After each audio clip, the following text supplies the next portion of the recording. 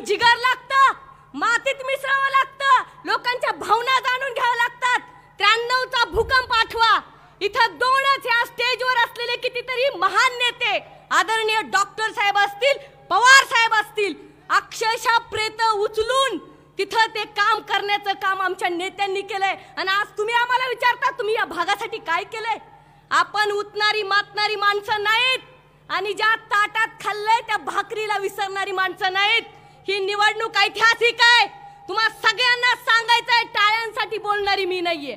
घराणेशाहीचा आरोप काय राष्ट्रवादीवर करता? अरे ज्या गरीब शेतकऱ्याच्या मुलीला माननीय सुप्रियाताईने उचलून राष्ट्रवादी युवती काँग्रेसचं प्रदेश अध्यक्ष केलं. म्हटलं ताई मला झेडपी पण लढवायची हो, लढव ना, काय प्रॉब्लेम आहे? म्हटलं नाही ताई माझा मतदारसंघ नाहीये, पाडळीचे लोक आहेत, जरा उभा राहा, दिसू द्या मला.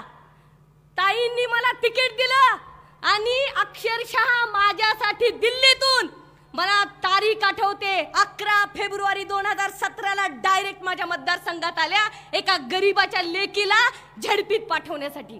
तुम्ही विचारता काय करतं राष्ट्रवादी काँग्रेस पक्ष?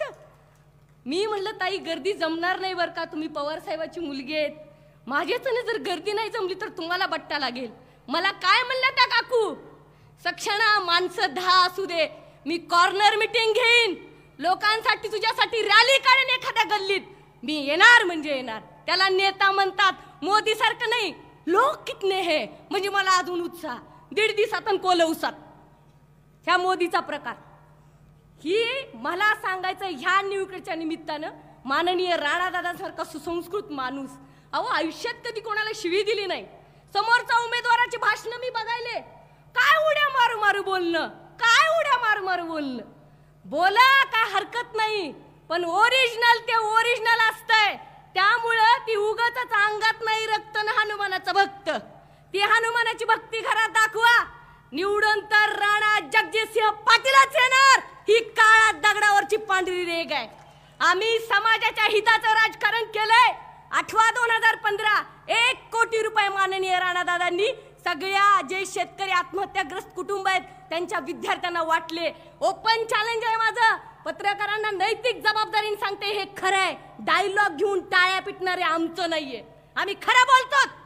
ह्या मोदीला आज जर तुम्ही हद्दपार केलं नाही, पुन्हा भीमा कोरेगाव होणार. का हो, ह्यांच्याच काळात भीमा कोरेगाव होतं. कशामुळे होतं? दलितांना जगण्याचा अधिकार नाही काय? 93 तुम्ही नामविस्ताराचा दिवस आठवा, जुन्या लोकांना विचारा, शिवसेनेची लाईन काय होती मराठवाड्यात, ज्याच्या घरात नाही पीठ त्याला कशाला पाहिजे विद्यापीठ? का पोटात दुखतं काय गरीबाचं? पोटात दुखतं. पण तेव्हा सुद्धा आदरणीय पवार साहेबांनी विचार केला नाही. साहेबांच्या साथीदारांनी सांगितलं होतं, साहेब तुमची सत्ता जाईल, मराठवाडा पेटलाय. साहेब म्हणले सत्ता येईल जाईल, पण त्या दलितांच्या साठी नाही, त्या महामानवाचं काम जगात उल्लेखनीय आहे, ते नाव दिलं पाहिजे. असा विचार कोण करतो? आता कुठं माझ्या अहिल्यादेवीचं नाव दिले सोलापूरला, मतावर डोळा ठेवून. पण मला माहिती आहे धनगराची काठीण घोंगड काय असतं, ह्या मोदीला, त्या नरेंद्र मोदी आणि त्या फडणवीसला माहित नाही. त्या फडणवीसला मला सांगायचंय, नाही येणाऱ्या काळात आत्ताची लोकसभा आणि येणारी विधानसभा त्या काठीनं घोंगड्यानं बडवून काढलं तर आम्ही नाव नाही सांगणार महाराजात, शिव छत्रपती शाहू फुले आंबेडकरांचे वारसदार म्हणून. म्हणूनच मला सांगायचंय, विचार करून मतदान करा. ज्यांनी 50% महिला आरक्षण दिलं, झेडपीला बायका किती आहेत? चव्हाण साहेब तुम्ही तिथं बसलात, आज वंजारी महिला सुद्धा झेडपीत येतात. धनगर पोरगी येते, कोळेची पोरगी येते.